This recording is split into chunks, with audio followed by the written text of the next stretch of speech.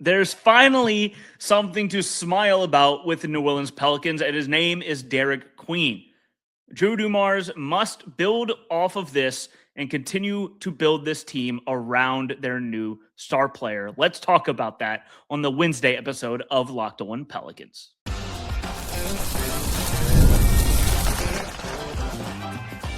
You are Locked On Pelicans, your daily New Orleans Pelicans podcast. Part of the Locked On Podcast Network, your team every day. Welcome into another edition of Locked On Pelicans, the daily podcast covering your favorite team, the New Orleans Pelicans, part of the Locked On Podcast Network, your team every day. And now, the #1 sports podcast network in the country. Subscribe wherever you get your podcasts. Join over 12,000 Pelicans fans on YouTube as well. You can also watch us on the Gulf Coast Sports and Entertainment Network. I'm your host for today, Pelicans insider, credentialed member of the media, Dylan Sanders. You can find me over on Twitter at Dilly Sanders. I'm also the publisher of Pelicans Roundtable, which is a fun community of basketball fans. Today, we're going to be getting into a positive Jordan Poole update from practice. Finally, some good news there. Going to be answering some of y'all's questions, talking about Derik Queen's fit with Jeremiah Fears in the future, some Bryce McGowans, stuff like that. It's going to be fun. But first, I want to talk about the opportunity for a franchise reset that has been presented to Joe Dumars and Troy Weaver. They must take it. They must start to build around Derik Queen. Today's episode is brought to you by Game Time. Download the Game Time app, create an account, and use code LOCKEDONNBA for $20 off your first purchase. All right. It is time to hit the reset button in New Orleans. It's been years and years of frustration and negativity around the Pelicans simply because their star has not worked out. Zion Williamson, simply, it's unfortunate. You know, everyone would have wanted this to work out, but it simply hasn't. It's just constant injuries. Again, very, very unfortunate. It's hard to make the argument that the Pelicans should stay course and continue building around Zion and continue making all of their decisions based around him and not start to look ahead to the future. Now, the problem is, just a couple of months ago, you drafted Derik Queen, you drafted Jeremiah Fears, but there was the big question of, is this team going to be good? And if it's not, you don't have next year's draft pick and you're stuck. You're stuck in limbo. It's a dire situation for the Pelicans. And that's all the conversation for years has been dire situations around the New Orleans Pelicans. There's a way out now. They have a new face of the franchise, a player to sell to fans, to get them to show up, fans around the league to get to tune into games on League Pass. Derik Queen is that guy and is the player that the Pelicans should shift their focus towards in terms of building around. It has been perfect for Derik Queen this year. There's been down points. There's been, games where the effort's not there, seems lost. He gets benched. And that's going to happen for a rookie. But just how many games? 25 games into his NBA career. He's already had 2 30-point performances, and he had his first ever triple-double on Monday. 33 points, 10 assists, 10 rebounds, 4 blocks against the San Antonio Spurs. And he led that comeback that ultimately did end in a win for the Spurs. But Queen was the centerpiece of the offense there. He was the hub. Everything went through him. And that is what the Pelicans should focus on. Don't worry about the nights where he can't get a stop on defense. He's young. He looks like he should be able to adjust on that side of the ball, at least to becoming a net zero player. He doesn't have to become Jaren Jackson Jr. or Rudy Gobert at center to be a good player because he is just that good on offense. The team still to this day looks best whenever he is on the court. The best lineup that the team has put on the court, the most positive one, is built around Derik Queen. It's Queen, Saddiq Bey, Herb Jones, Trey Murphy, and Jose Alvarado. That is the best net rating differential lineup that the Pelicans have put on the court. The offense, which has been humming recently, no matter who's out there, is still much better with Derik Queen on the court.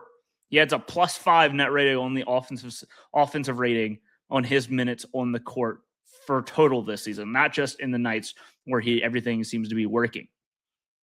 He is the type of player that you build around. You find players that fit with Derik Queen.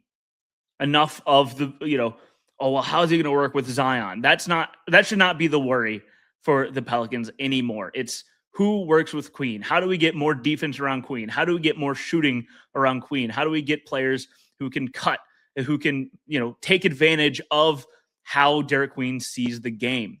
That is the number one focus in New Orleans moving forward. And they already have some guys. It's super fun watching, it is fun watching Derik Queen and Zion Williamson work together. It's really fun watching, especially in that last game and over the past few games, you can see it building. Derik Queen and Trey Murphy. And that is a duo that I think the Pelicans could carry on for a while. Trey Murphy is only 25 years old. He's under contract for the next 4 years. There's going to be a lot of people talking about should they trade Trey Murphy and recoup some resources. But if you decide that, Queen is your future, I think Trey Murphy is a great guy to pair with him for a long time. These are two players who can, they both had 30 points against the Spurs. Having two players scoring at least 30 points is exactly what you want to see for an NBA team. That's your 1-2 punch right there. To me, you already have your answer for the future. Don't trade Murphy. Have him as part of your plan to build around Derik Queen, because I think he is a perfect complementary piece to him. It's been just years of frustration, and now there's a way out, a way to get fans excited, get people in the building to come and watch what Derik Queen does. The first move that James Brigham made whenever he was made the interim head coach was he inserted Derik Queen into the starting lineup. In that time, it's been, how many games? It's been 13 games, and Derik Queen in that time has averaged 15 points, 6.8 rebounds, 5.3 assists, 1 steal, 1.1 blocks, while shooting above 50% from the field and 82% from the free throw line. He's only averaging 5.1 free throw attempts so far in that span, but you have to imagine that goes up as he starts to get a better whistle from the refs, as he starts to gain confidence driving and getting that contact. He looked like he could definitely finish through contact last night, on Monday night. This is the type of player that you want to have in the center of your franchise. So enough talking about everything else. This is now, in my opinion, should be Derik Queen's team. All decisions have to be made in terms of complimenting Derik Queen, especially because you don't have that draft pick next year to find that centerpiece. But it won't matter if you have already found him because of the pick. I mean, next year, think about it. If you drafted if Derik Queen was in next year's draft class, he would be a top 4 pick based off of what teams know about him now. I know that's a weird way to look at it. I was thinking about where Derik Queen stands in his current draft class, and I think there's only 3 players right now that you can guarantee say, oh yeah, I want him more than Derik Queen. I'm thinking like your Cooper Flags, your Dylan Harpers, and maybe like Con Knippel are the 3 players. Cedric Howard, VJ Edgecombe, Derik Queen, to me, are all in the same little, same space of, yeah, I think that they could be that 4th guy in the top 4 guy in this really deep draft class. It's been a great a couple of months for Derik Queen. I'm excited to see where his career goes, how the rest of his rookie season plays out. But there's just, at least something for right now to smile about around the New Orleans Pelicans. There's no reason to let big wireless drain your wallet, especially during the holidays. Right now, Mint Mobile is running their best deal of the year. All of their unlimited plans are 50% off. That means you can lock in a 3, 6, or even 12 months of unlimited premium wireless for just $15 a month. It's the easiest way to take your current overpriced phone bill and give it the full Scrooge treatment. And what makes this even better is how simple Mint makes the switch. No contracts, no nonsense, just real savings and real quality service. Turn your expensive wireless present into a huge wireless savings future by switching to Mint. Shop Mint Unlimited plans at mintmobile.com/LockedOnNBA. That's mintmobile.com/LockedOnNBA. Limited time offer, upfront payment of $45 for 3 months, $90 for 6 months, or $180 for 12 months plan required, or $15 a month equivalent. Taxes and fees, initial plan term only. More than 35 gigabytes may slow when the network is busy. Capable device required. Availability, speed, and coverage varies. See mintmobile.com for more. And thank you for making Locked On Pelicans your first listen of the day. And thank you for making Locked On the #1 sports podcast and network in the country. You already live your team every day. Now take it up a level and go ad-free. Join the Everydayer Club today and get Locked On Pelicans with no interruptions, members-only Discord access, and more. All for just $5 a month or $50 a year. Go to lockedonpelicans.supercast.com or check the link in the show notes to learn more. And all my everydayers, drop a comment. Let me know if you're here. I already know you're here, but let's party together, hang out, watch some basketball. Hey, drop a comment. Let me know you're here. All right, I asked y'all some questions over on Twitter. I want to get into those now because I think y'all brought up some interesting topics. I want to talk about Vitor Martins asked, Fears and Queen are the future, but is Fears really the best point guard fit to have alongside Queen? It's, I see where a lot of people are starting to have some trepidations with this.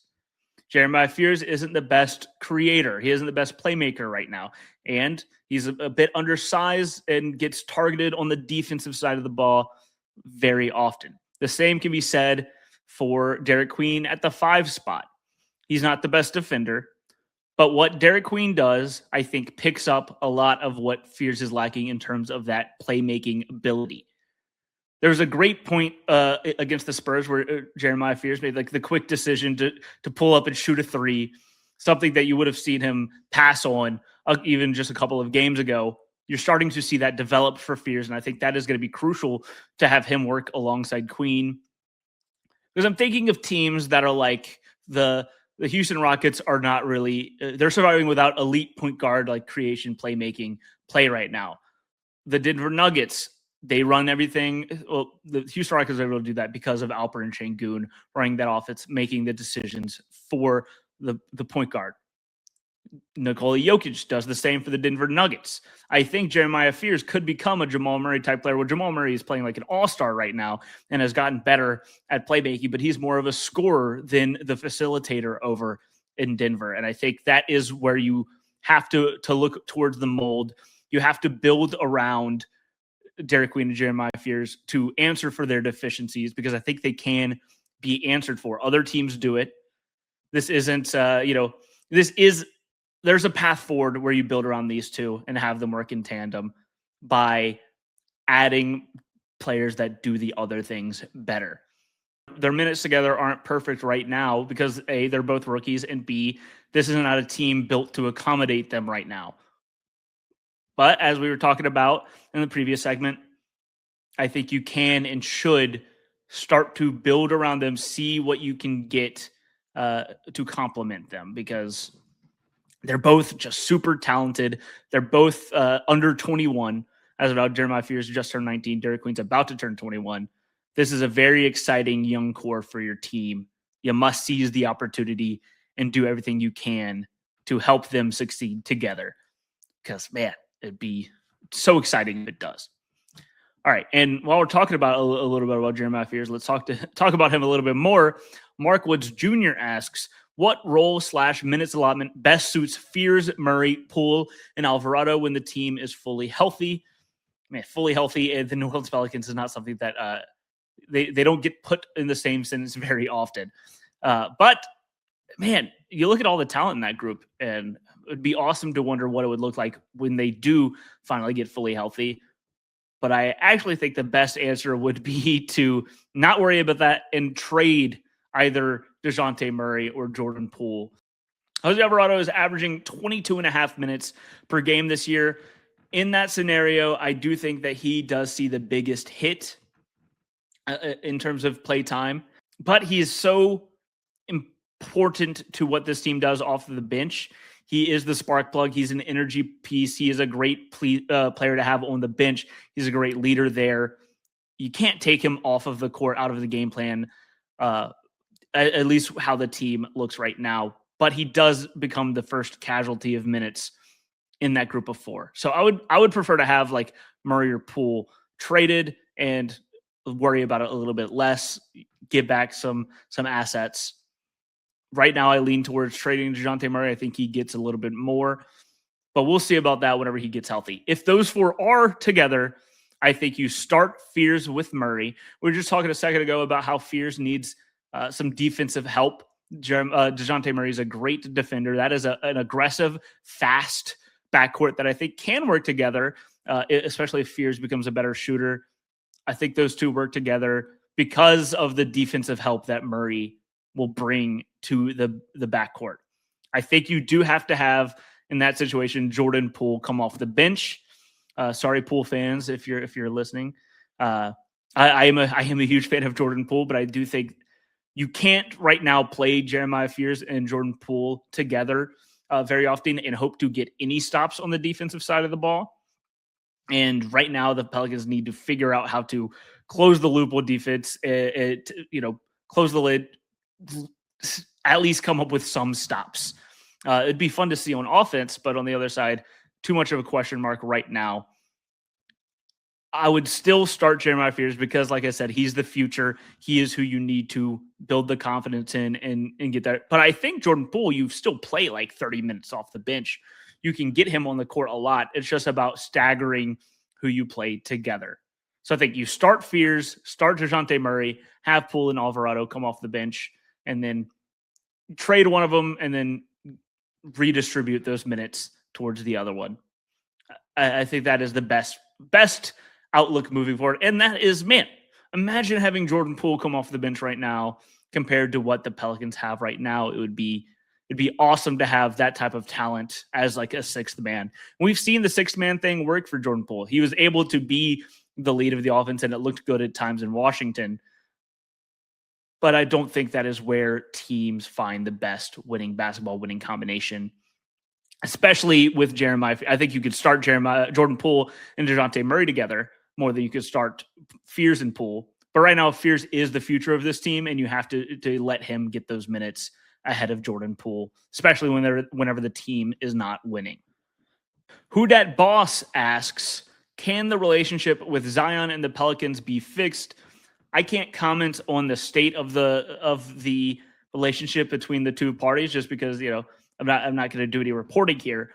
But if it is as negative as it seems on the outside looking in, like I've said before in this episode already, I don't think you have to worry about it anymore being fixed because you should be moving more towards the future of this team, looking towards, getting a different era. Just wanted to touch on that real quick because I don't think it matters if it needs to be fixed at this point because you don't view Zion as a crucial piece to the puzzle moving forward. And then lastly, Luke LeBourgeois asks, does Bryce McGowans deserve the Supermax? Short answer, yes.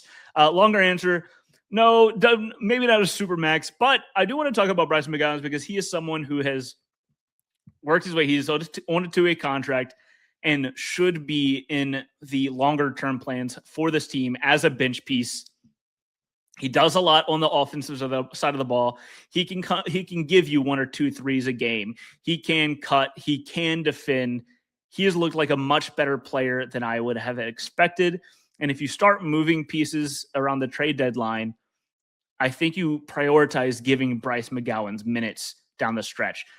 Right now, he was starting whenever Herb Jones was out. I don't think you want that to be your long-term plan for McGowans, but having him as like a 7th or 8th guy on the bench could work in the current state of this team. I think he's a good complementary piece there.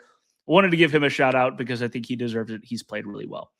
All right, let's get into our last segment where we give finally a positive, we talked about Jordan Poole getting back, a positive injury update for Jordan Poole and where they go next with that. Coming up next to wrap up the show. The World Cup is coming back to North America for the first time since 1994. And with 48 teams for the first time ever, it's going to be massive. But let's be honest, getting tickets is the hardest part. That's why Game Time app is clutch, finally giving fans a real advantage when it comes to snagging seats. With Game Time, you can track price drops in real time, get alerts when great seats open, and buy tickets the moment they hit the app. It puts the power back in your hands and makes going to the World Cup realistic instead of impossible. You pull up the app, and the layout makes it so simple to scroll through matchups and compare seat views. Alerts for teams and matches make it easy to grab tickets the moment they drop instead of missing out.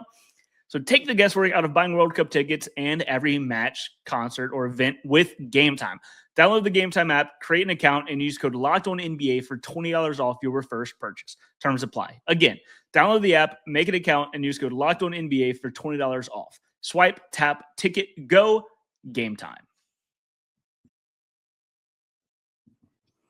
And of course, thank you for making Locked On Pelicans your first listen today and every day. Let's wrap up the show by going over the whole Jordan Poole situation so far, because it hasn't been what anyone wanted.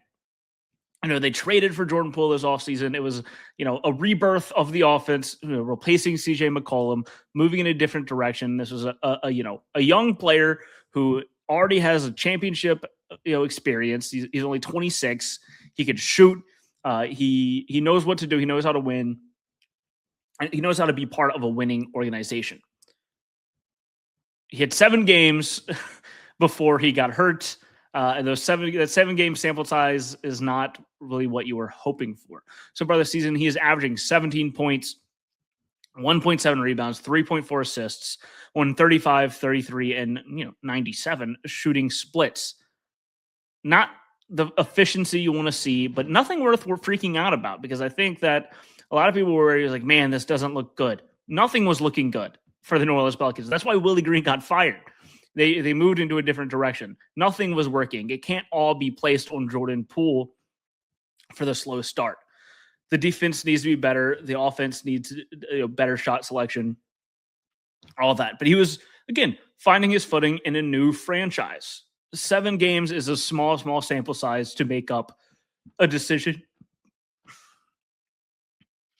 7 games is a small sample size to make a decision about anybody, especially whatever he had a 30-point game, 2 20-point games. I think you see the future, you see the vision with Jordan Poole. But after those 7 games, he got hurt and now has missed over a month with a quad strain that came out of nowhere. He finished that game against the Charlotte Hornets where they won. He played 27 minutes. It didn't seem like this was going to be a whole thing, and it's turned into one. He hasn't played in over a month. About 10 days after his last game where he played, the Pelicans came out and said he got diagnosed with a quad strain. He'll be reevaluated in about a week. A week came by, didn't hear anything. It was 10 days later on November 24th where the Pelicans announced that he was cleared to resume on-court basketball activities. Didn't really know what that meant. We asked a couple days later if he had been ramping up contact, and he hadn't been at that point. And so that the last heard we heard officially was November 24th. Nothing has been put out by the team since then. We've just talked to James Borrego a couple of times.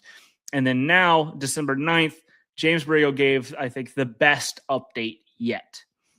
It's pretty close. I mean, it feels that way. We had him out there today a little bit more. My goal is that he gets a full practice in tomorrow. We'll have a better sense tomorrow after he goes through a full practice. So he still hasn't gone through a full practice.